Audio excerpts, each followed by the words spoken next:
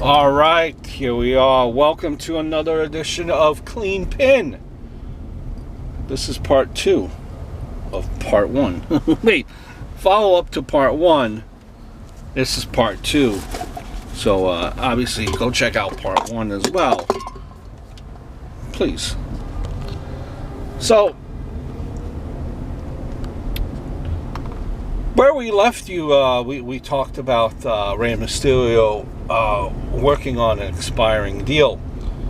It's been reported apparently that Bully Ray, his contract with ROH is up as well. It's expired. The dirt sheets reported that ROH likes Bully Ray, but apparently ROH is not giving out new contracts in the pandemic era. So, you might see Bully Ray, go elsewhere right now.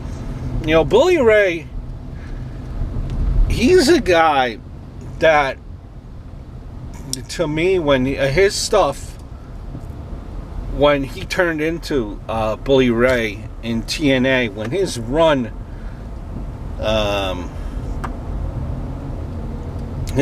as the champion there at Impact, I personally thought that was some of his great stuff. Interaction with Hulk Hogan and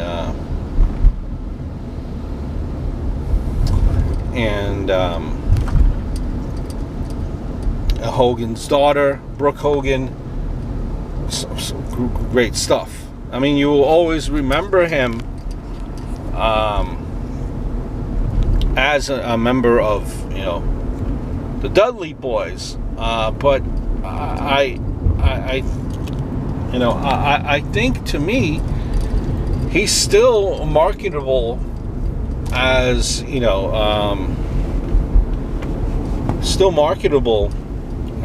a singles competitor. Would I throw him out into the ring week in and week out? No. Probably no. I wouldn't do that.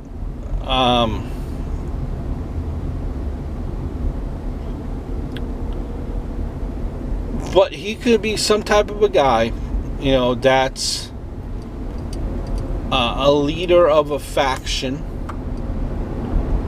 to help, younger guys get over. Kind of, similar to kind of like what Taz is doing with Brian Cage right now. Although it's weird, like, I think Taz is still easing into it, because it's like Taz talking for Brian Cage, but Taz, in talking for Brian Cage, is using Taz like lingo, Taz catchphrases. So you have to kind of, if you're behind a guy, like managing, being a coach, you kind of have to mold them with their input, their help, into them being their own guy, so to speak, right? So it takes a lot of work, and it takes a lot of combination, because a lot of times the old guy, the older veteran, outshines the guy that they're managing, and it's only natural, because the guy that's usually managing, being a mentor, is the guy with the most charisma, or else he wouldn't have a manager or mentor in the first place. All right, I babble. But I think, Bully Ray has that type of value in him. And I think he could, work well with that type of a role. I think about it, and I think, God knows, talent in WWE cannot cut a promo. And that's part of the problem. They flounder, and they just, they flounder. AEW too. AEW guys, just a lot of them have been around for a long time, but they never worked TV. So that's another way where Bully Ray could help with AEW and the TV side of things. Backstage role. And yet, who knows if this is all something that he could do. But, Bully Ray, to me, has a lot of value still. Maybe not so much, don't get me wrong. He is a Hall of Fame tag teamer. But at this point, I see him more as a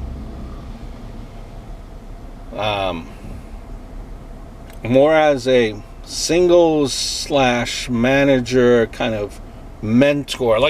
Take along this pair. I think it's a little bit as the weeks go by, it's improving, and I like that pairing right now. You have MVP and Bobby Lashley. I like that pairing. Kind of something.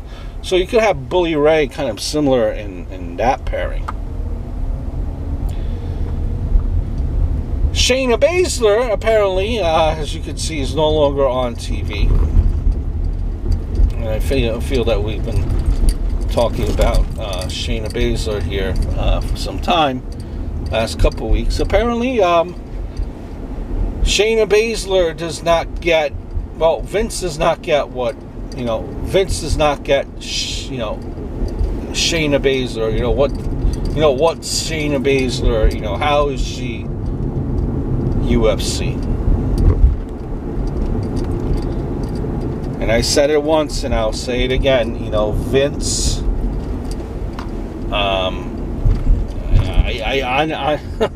Vince, I don't think watches UFC. Vince, I don't think watches any other sports. I don't think he even watches WWE, to be honest with you. I don't think he watches NXT, or else he would have known the velocity, the fury that was Shayna Baszler in NXT.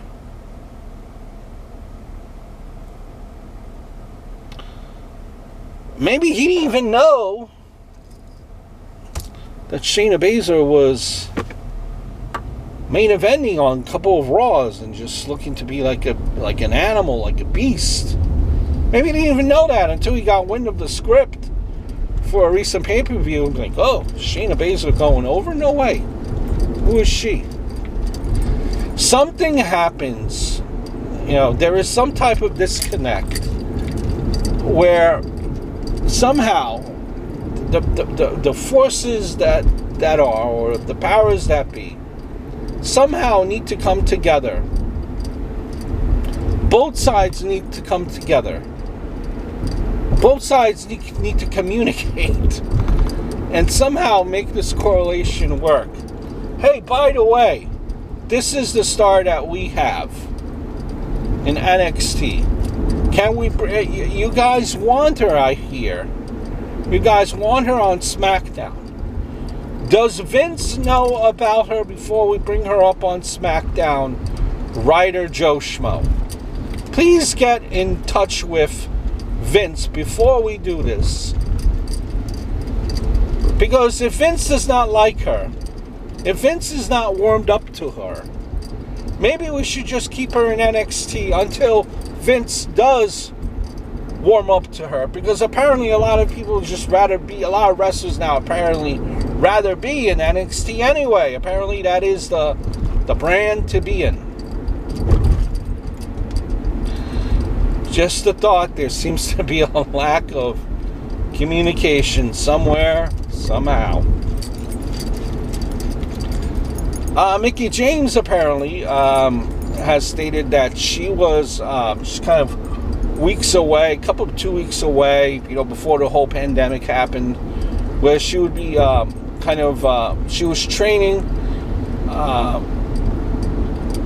was in a process of getting medically cleared, make her way back, let off all the ring rust, and then the pandemic happened. That's why we had not have seen Mickie James, and you cannot fault Mickie James, a young kid at home, and you're not going to attack Mickie James saying, oh, she gets paid so much, she opts out and does not push hard and trying to return. Oh, I wish I had the luxury of doing that. She doesn't love the sport, doesn't like her career. Stop it. Stop it. You have seen how fierce this disease is. It's taken numerous lives. And if she does not feel comfortable putting herself at risk and her family at risk, why should she go forward with that? Especially if she was taken an option, given an option. Heck, even if you're not given an option, you're an adult and you make the decision of what's right and what's wrong. And if you feel that if you feel that you could get sick, if you're not comfortable, if you're scared, when you're not comfortable, when you're scared, especially when you have other wrestlers that you're working with, you have to keep them safe as well. So you don't want to, if you're not at 100% mentally, you don't want to be hurting anyone else. So you applaud Mickie James for her decision. Edge addressed critics once again. You cannot sometimes with wrestling fans. I do not get it. There's really no medium, or rather that you can never make anyone happy. And don't get this wrong, I'm not a WWE fanboy by any stretch of the imagination, but a guy that's been out for 9 years. He has I think two 137-minute match, another 40-minute match, and another 43-minute match. And people are all up in arms saying that the matches are too long. And I don't get it. Meanwhile, wrestling fans complain when there is a match that's a main event, and that's a Goldberg, that's a main event in the last 5 minutes. Think Goldberg, or think Lesnar, which he has those type of matches sometimes as well. And each match tells a different story. There's a reason why a match may be 5 minutes, and there's a reason why a match would be 45 minutes. Wrestling is not only about wrestling, but it's also about storytelling. And I think fans lose that sometimes, or they just don't care. I mean, you cannot make them you can't make them happy. It's like, what do you want? What do you honestly want? Damned if you do, damned if you don't. And a guy that's been doing this that's been out for so long, especially if his dates are limited. Wouldn't you be happy with that? Oh, okay, well, listen, he's only wrestling 7 or 8 dates, however many dates he's wrestling in the year. All right, well, okay, well, at least he's wrestling 40-minute matches. Are you guys not happy with that? Like, I don't understand. It's so hard to please, you know, everyone. That's why I get it. Sometimes, you know, yeah, and listen, but I get it. You know, if you're a wrestler, you're an athlete. A lot of wrestlers and athletes get praised, but they don't want to be bashed. And I get it. Why? Because sometimes it's so mind-numbing as to annoyance that I get why sometimes these wrestlers, you know, cancel Twitter or delete, deactivate, do whatever they have to do. Because these fans sometimes are, woo. Anyway, that's all I have for the second edition here of Cleanpin. I thank you for watching. Please subscribe to my other channels.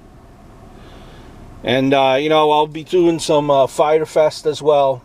Thoughts, video. Until next time, guys. Peace. Ciao.